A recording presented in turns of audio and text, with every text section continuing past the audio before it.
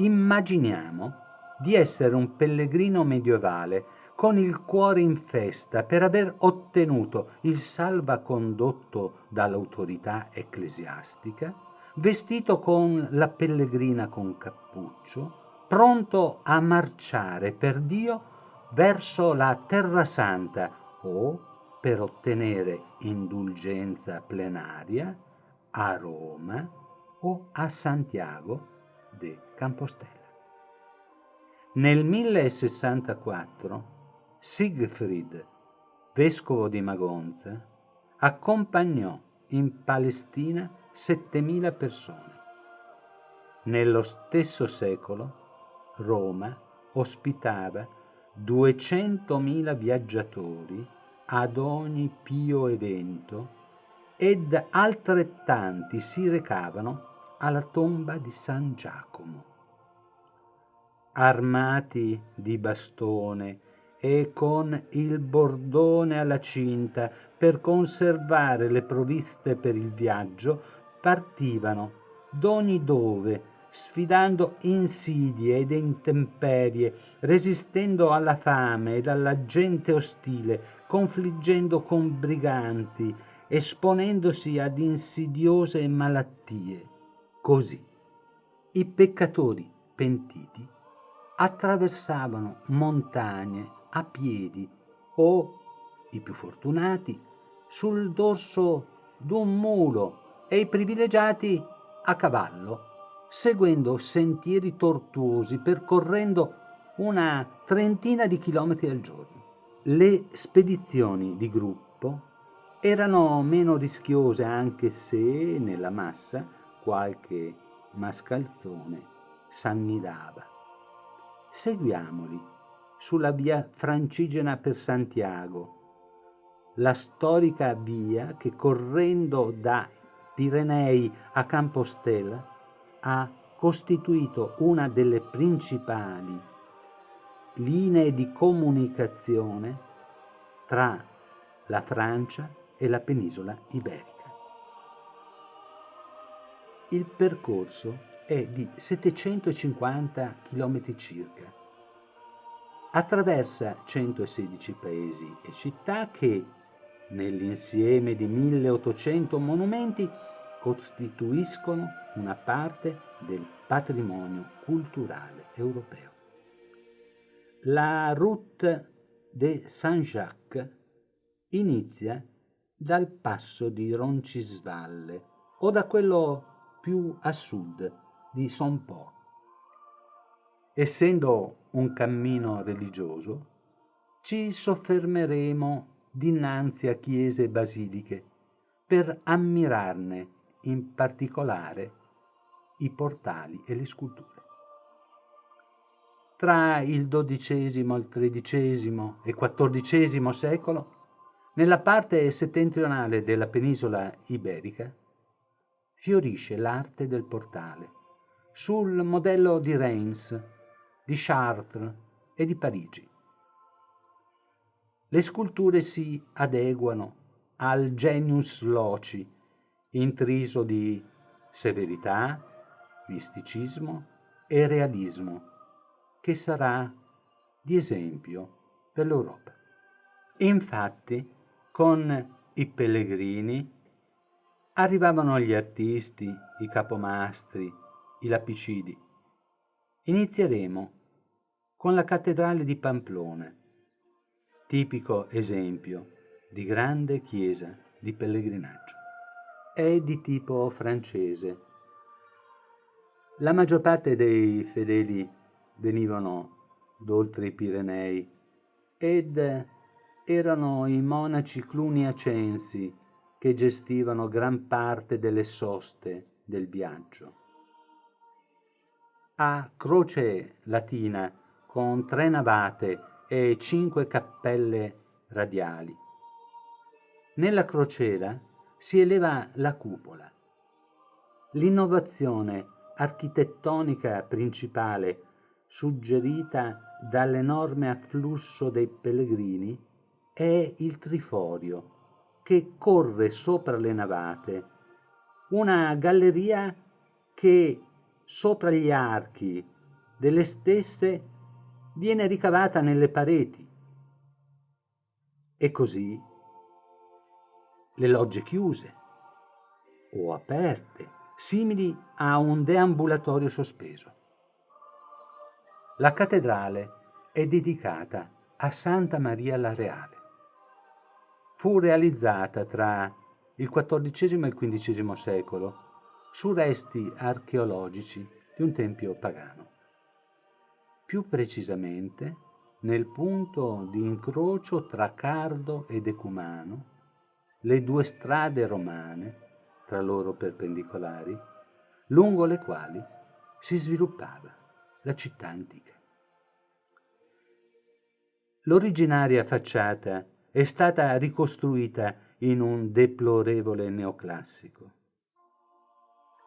Scendendo dal passo di Son Po, la Santa Maria Reale di Sanguesa ha conservato il suo aspetto ove lo slancio gotico è trattenuto dalla solidità romanica.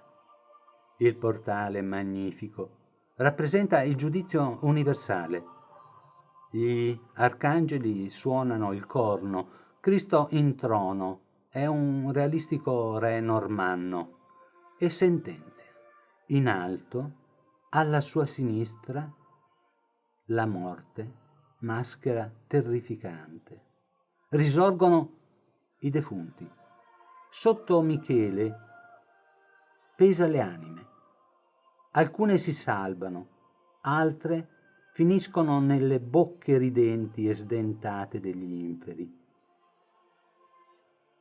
Dall'altra parte dell'alto rilievo è il popolo degli eletti. Sotto Cristo troviamo Maria in trono con il Gesù bambino e dentro nicchie a tutto sesto, sorrette da colonne, la gran parte lavorate, i 12 apostoli.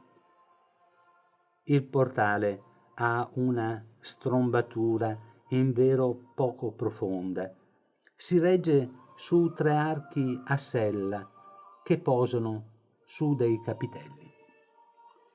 Uno è sorretto da un angelo, un altro da Maria che mostra il figlio ai fedeli, un terzo da un'immaginaria Roma più che Gerusalemme, che si ripete sull'altro lato, con Giuseppe all'opera su uno sgabello.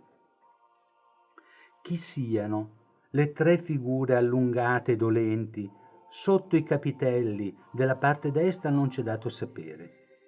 Quella centrale regge un libro. Sul lato opposto, 3 donne, scolpite con eleganti velature, ci inducono ad ipotizzare che siano, nell'insieme, martiri che con il loro sacrificio reggono la Chiesa. Assolutamente sorprendenti i reperti in marmo bianco addossati ai lati del portale. A destra dello stesso riconosciamo la Sfinge, il nodo di Salomone, un toro alato, lottatori cavalieri ed uno scrivano stanco. Sul lato opposto, mostri alati, uomini deformi, un re in trono, un pugile ed un fabbro. Nella parte alta della trabeazione, Gesù circondato dai simboli degli evangelisti ed ai lati apostoli, tra i quali riconosciamo solo Pietro con la chiave della porta santa. Nella fascia sottostante i profeti, i predecessori di Cristo. Le sorprese non finiscono e noi ci meravigliamo delle immagini del coronamento dell'arco.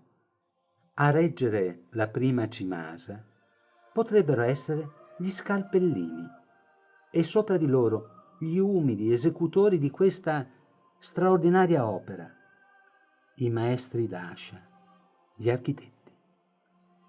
Se così non fosse, così ci piacerebbe, per rendere omaggio alla loro abilità. Che dire dei 3 personaggi degli altri 2 archi? Scimmie, sirene, fattucchiere, draghi, cavalli, ignudi. Di Eva siamo certi, Adamo dovrebbe essere dall'altra parte, un vecchio barbuto, un allampanato pigrone o la figura scimmiesca che nel caso anticiperebbe nell'eresia le teorie darwiniane dell'evoluzione? I francescani custodiscono il Duomo di Burgos del XIII secolo e quello di León. L'impeto ascendente della prima emula Chartres e Reims, guglie, pinnacoli, missili su rampe di lancio, sorrette da esili colonne concluse in archi acuti. Un traforo che salendo si infittisce, moltiplicando bifore, quadrifore, vetrate vibranti di colore, di concerto con il rosone a quadrifoglio. Fu costruita ampliando una precedente cattedrale romana per volontà di Ferdinando III di Castiglia e del vescovo Maurizio di Burgos, che favorì le nozze del re con la principessa Beatrice di Svevia. Il Duomo è dedicato alla Vergine Maria. Ha pianta cruciforme e ben 15 cappelle lungo le navate che ne movimentano la linearità. La facciata si sviluppa su 3 piani. Sulla balaustra più alta, al centro, trionfa la statua della Vergine.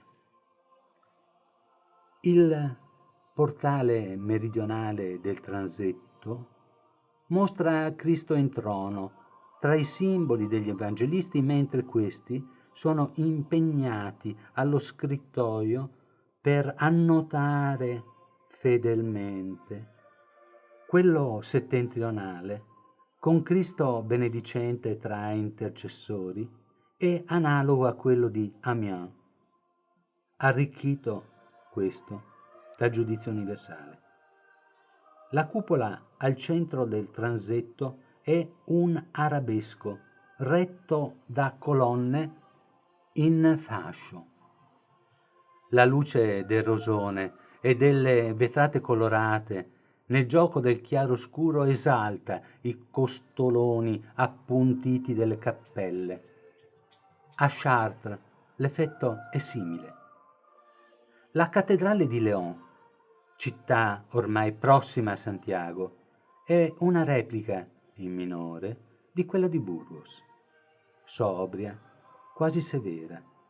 La bicromia esalta il colore dei 3 portali d'ingresso. Nel timpano centrale il già visto Gesù benedicente.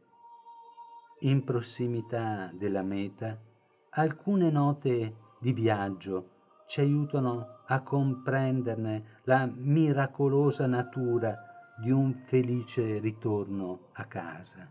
Erano tali e tanti i pericoli per i giacobei che prima di partire molti vendevano tutti i beni e facevano testamento pro remedio anime me. Beneficiario era per lo più il parroco o il vescovo.